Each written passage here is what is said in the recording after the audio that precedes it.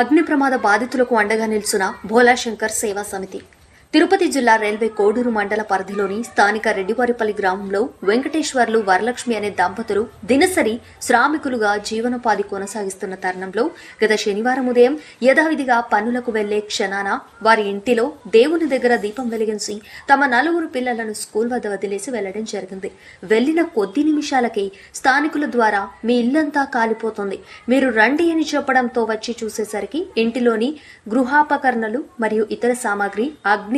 ఆహుతవడంతో 4 బిడ్డలతో దినసరి శ్రామికులకు జీవనం గడుపుతున్న వారికి భోలాశంకర్ సేవా సమితి రూపంలో పరమాత్ముని ఆశీస్సులతో ఆ కుటుంబానికి అండ దొరికింది. విషయం తెలుసుకున్న భోలాశంకర్ సేవా సమితి అధ్యక్షులు మందల నాగేంద్ర వారి సమస్యను పలువురు దృష్టికి తీసుకెళ్లి వారికి శనివారం, ఆదివారం నాడు నిత్యావసర సరుకులు మరియు గృహోపకరణాలకు సంబంధించిన వస్తువులను సేకరించి ఇవ్వడం జరిగింది. అయితే భోలాశంకర్ సేవా సమితి తరపున సోమవారం ఉదయం మందల నాగేంద్ర తమ సభ్యులతో కలిసి 30,000 రూపాయల విలువ గల స్టీల్ సామాన్లు, చీరలు, 4 పిల్లలకు బట్టలు, దుప్పట్లు, నిత్యావసర సరుకులు, కుర్చీలు మరి ఇతరత్ర వస్తువులు జమ చేసి ఆర్థిక సాయం కూడా అందజేయడం జరిగింది. ఈ సందర్భంగా మండల నాగేంద్ర మాట్లాడుతూ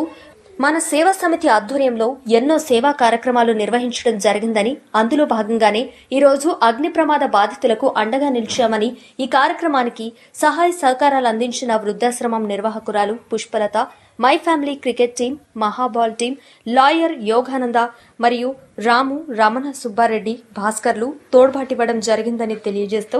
ఎవరికి ఏ ఇబ్బంది ఉన్నా ఎవరైనా సహాయ సహకారాలు అందించాలనుకున్న వారు మన భోలాశంకర్ సేవా సమితి ద్వారా అందజేయడానికి సిద్ధంగా ఉన్నామని తెలియజేశారు. ఈ కార్యక్రమంలో రైల్వే కోడూరు సర్పంచ్ బుడిగి శివయ్య, సిహెచ్ రమేష్, ఆంజనేయులు, కొరమట్ల శేఖర్, శివయ్య, రత్తయ్య, నాగరాజు, కొప్పుల శంకరయ్య, ప్రశాంత్, సుబ్రహ్మణ్యం, పురుషోత్తం, పవన్, విష్ణు, సన్ని, శివ, ప్రీతం, కుమార్, ప్రమోద్ మరియు సేవా సమితి సభ్యులు, కార్యకర్తలు పాల్గొన్నారు.